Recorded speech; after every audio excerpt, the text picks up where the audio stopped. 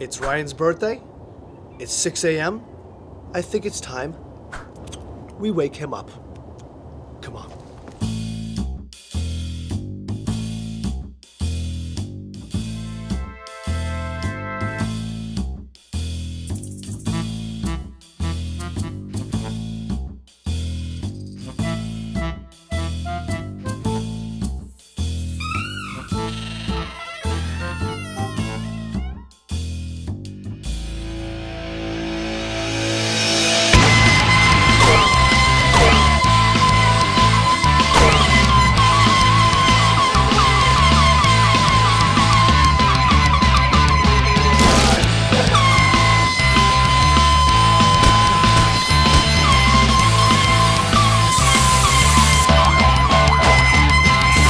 Happy birthday, dear Ryan. Happy birthday to you.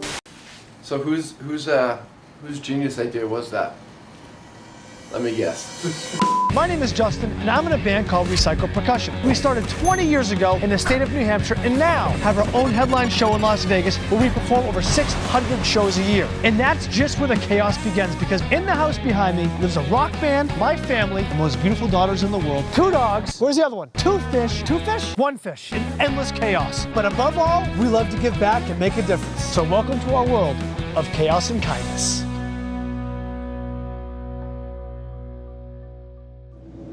This morning, I received an email about a gentleman named Michael. Michael's from New Hampshire and has terminal cancer. And the more I read about the story, I realized this guy is an absolute inspiration. So all morning, I've been thinking, like, we have to do something for this guy, his family. Is there something that we can do that would make a difference? And I have a few ideas in my head, so I want to get the band, Quinn, everyone together today, like ASAP, to talk about maybe some things that we can do for him. Hello? Hey, baby, are you home? Yeah, I'm here. What's up? Are the rest of the guys in the band around by chance? I've seen them. I think so. They're Okay. around. Can you get them together? I'm coming back home real quick. I want to have a real quick band meeting. I have an idea. I'll explain when I get home. All right, yeah. I know I dragged you guys here, like, last second notice, but this morning I came across a story of this guy named Michael who lives in New Hampshire, late 30s, has a family much like ours. He has 2 kids, 2 boys, and he has terminal cancer. At this point in time, they don't know how long he has to live, but they've pretty much given up hope that he's going to, survive this cancer he has. I remember when I was in middle school getting a phone call from my mother, and she told me that my grandfather had been diagnosed with terminal brain cancer and that he didn't have very long to live. And I remember that heart-dropping feeling. Michael's story, it really hits home for me because my mother is a nurse and she spent 30 years working in oncology and in hospice helping people with cancer. I know our schedule's really insane these next, 2 weeks, and I'm trying to think what we could pull off for this guy in the next 8-9 days. That would be amazing.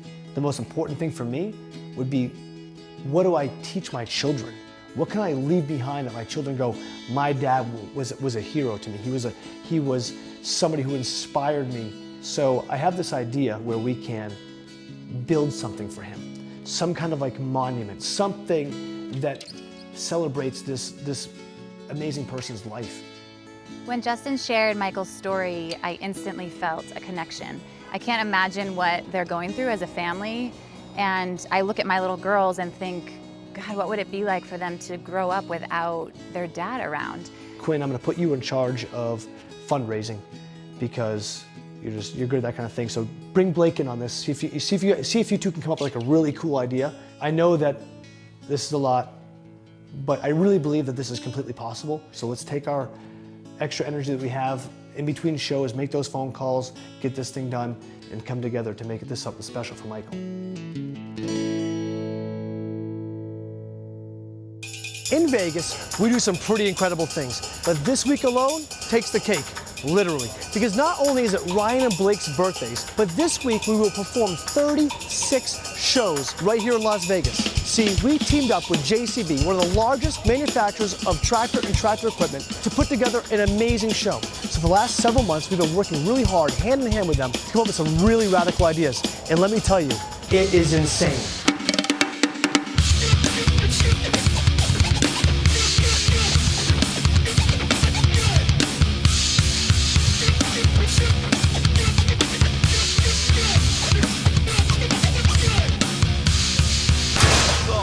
Oh my God. I went to jump in the van and totally biffed the landing and just came straight out the back. They've given us all kinds of toys to play with, but this one's my favorite.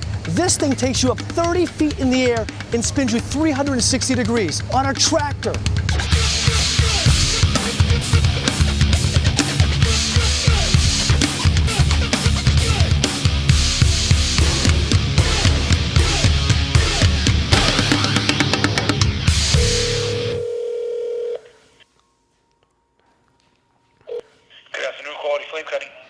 Is this Paul? Yes, it is. Paul, Justin Spencer, Recycled Percussion. I'm so excited right now because we have this idea to do something super special for Michael, to create something that's never been made before. But it's a huge undertaking, and we weren't sure it was possible to pull together in the 8 days that we have. There's this beautiful picture of Michael and his kids where they're holding his hands and looking up at him. I feel like it's a symbol of the love that they have for each other and how much he inspires them. So we had this vision to try and bring this picture to life by turning it into a monument that will last forever. It's gonna be heavy, huh? No, it's going to be super heavy. Yeah, now you're talking a lot of weight, and that base has got to be substantial if you're talking 120 inches long. But the phone call I just had gave me confirmation and hope that we absolutely can do it. Yeah, that's no problem. You know, you tell me when you want to be here to do the deal, and I can have the plate ready. No problem. Okay, man. I appreciate it. We'll talk to you soon. Thanks a lot, Justin. I appreciate it. Okay, bye. So now the real work begins.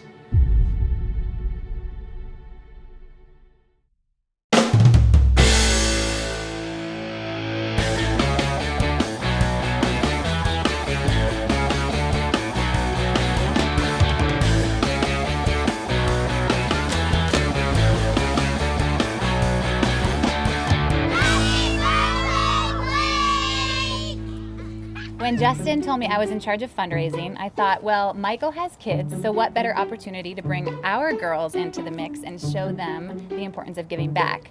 And Blake here has an incredible idea. Now's the perfect time to tell Daddy about your idea. I want to make a music video, and I want to do all the choreography, and I want to get all the costumes and dress you guys up. Last night, Blake came up to me and said that she had an idea. She wanted to take the band and make a music video in order to raise enough money to do something very special for Michael. So how is this going to make money for Michael? How is this going to help him? If I get 100 people to donate, I will make the music video, and then we'll have enough money to help Michael. Lo and behold, she accomplished her goal.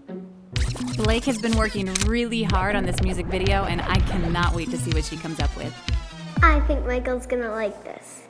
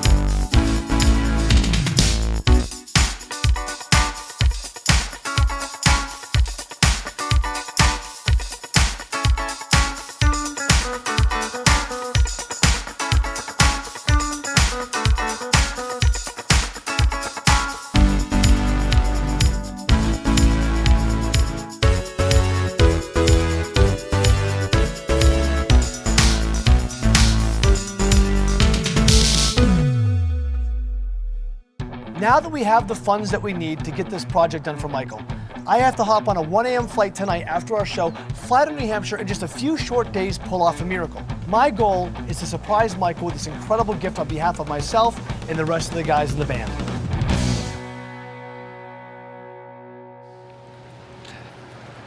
Hey man, thanks for having us. No problem. Glad you could make it. Yeah. Last night I was on stage in Las Vegas. Today I'm in Fremont, New Hampshire, where I'm trying to get Michael's project done in 4 short days. My name is Paul. I work here at Quality Flame Cutting in Fremont.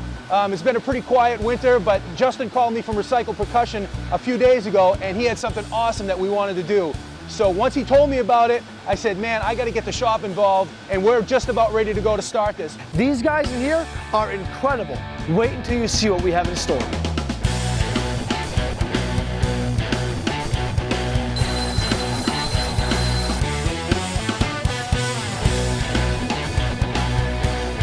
That's 8 foot there. Yeah, that would look really cool.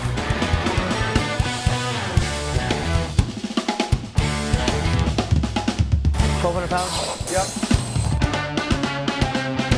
You know, he was a lot smaller than this one, and he's smaller than the dad. And super precise. Very precise. The sculpture is almost complete. The final step is to paint this bad boy, and let me tell you, it is absolutely amazing. However, the next time I see it will be the same day that Michael and his family sees it. So I'm a little bit nervous, but I can't wait to show this thing to the family.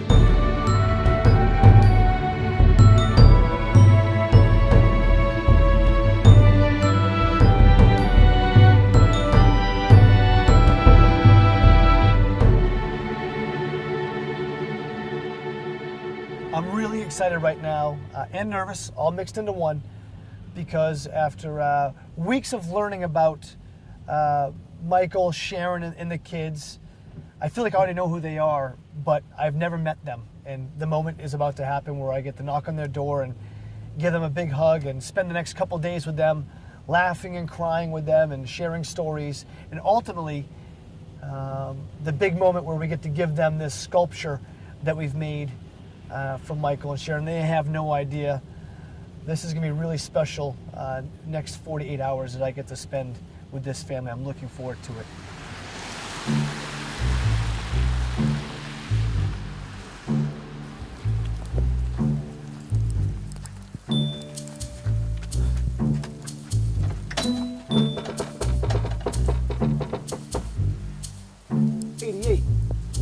Warnhog. Hey, what a cool house. How are you guys? Good. Hello. Good. Nice to meet you. Hey man, how are you? Nice to meet you. Nice to meet you. Amazing thing. What's up, dude? This is Dexter. Dexter, what's going on? It's our little guy. That's Here's Oliver. Hey, Hi. I'm Justin. What's going on? Nice to meet you. It was awesome the second I met Michael and his family. When the doors opened and the kids came running, I felt at home because you could tell this family had a bond, and at that moment, I knew we had picked a great family to support. People, you know, I mean, we're wired to want to survive forever, like 500 years if we could. And it's amazing. You have two options. You either fight or you don't. And the inspiration comes when you fight.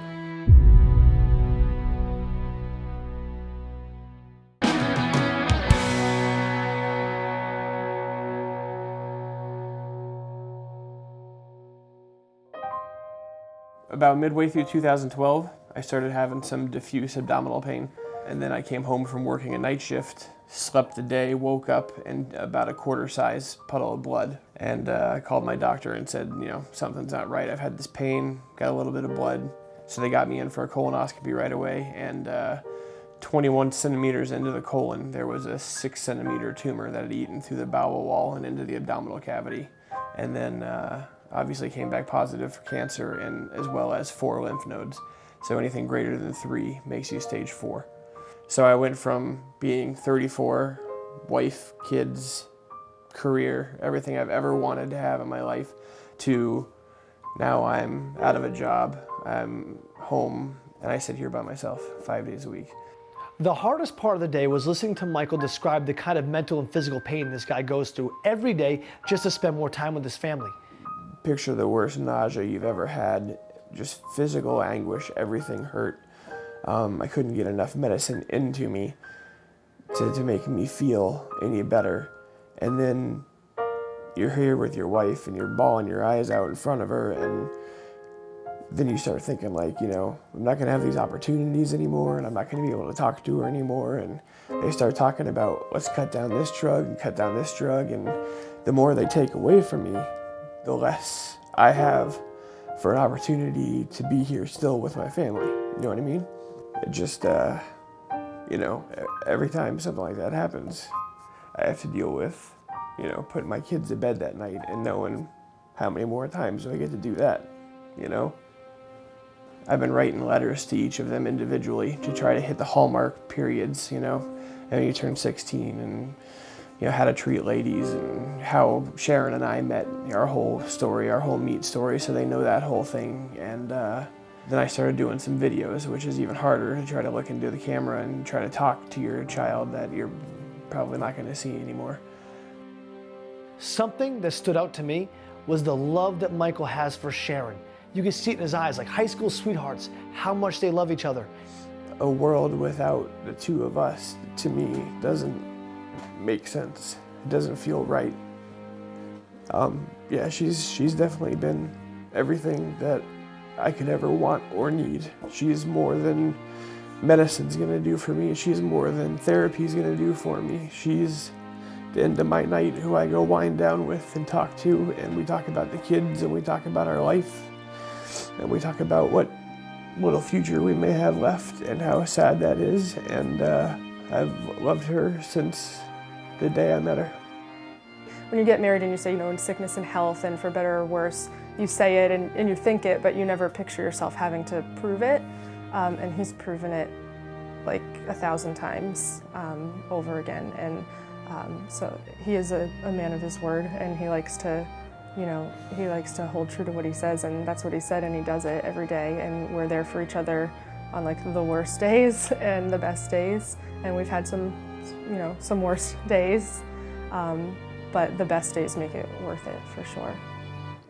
I do stare down terminal cancer every day, but I have absolutely zero intention of letting it beat me or ever giving up the fight to have that one extra second or one extra day with my family. And whatever that takes, I'll endure, whatever it is. Any new treatments, any new trials, it doesn't matter what it requires of me or what pain or anything I would have to go through. If it gives me a second longer with my children or my wife, I will do that.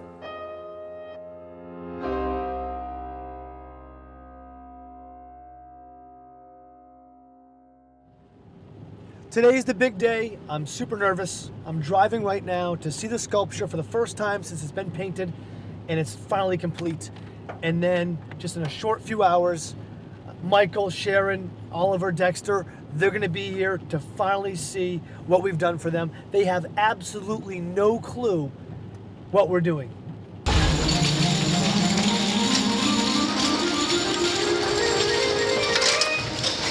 Wow! That looks incredible.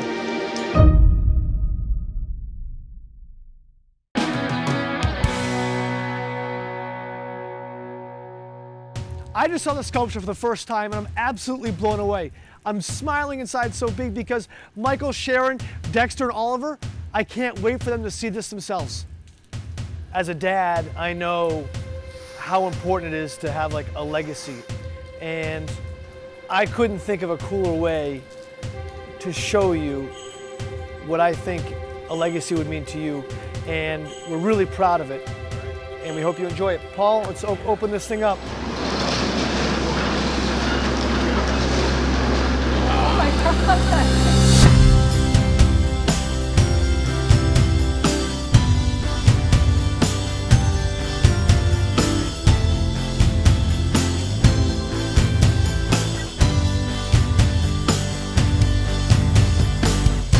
Walk in and to see something like that, that's there's no words for that, and it's there forever, man. That's something that my children will be able to take their children to see someday, you know. Thank you so much. That is unbelievable. This has been one of the most rewarding experiences of my life. As a father of 2 children, I can't even begin to imagine the pain and anguish Michael goes through every day. But the fight that he fights is so inspiring. What he goes through just to spend one more day with his children, to hug them before bed one more time. What hurts me inside the most is that Michael won't be there to see his kids graduate high school. He won't see them get married. He'll miss out on all the amazing things in life that many of us take for granted. So the sculpture that we have made for Michael shows the bond between father and son, bonded in steel forever.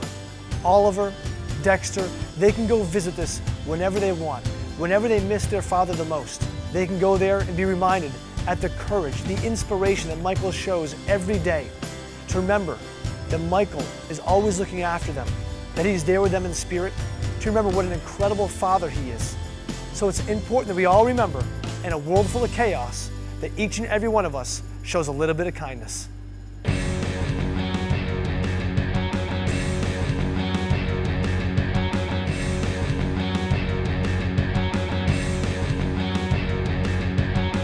Really? No. Oh!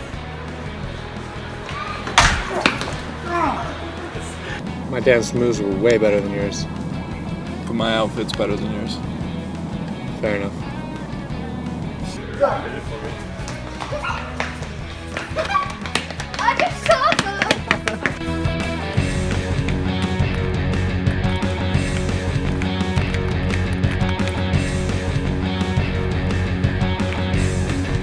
You know, anybody, if you donated a penny or $100, it all means the world to me and my family and going forward forever.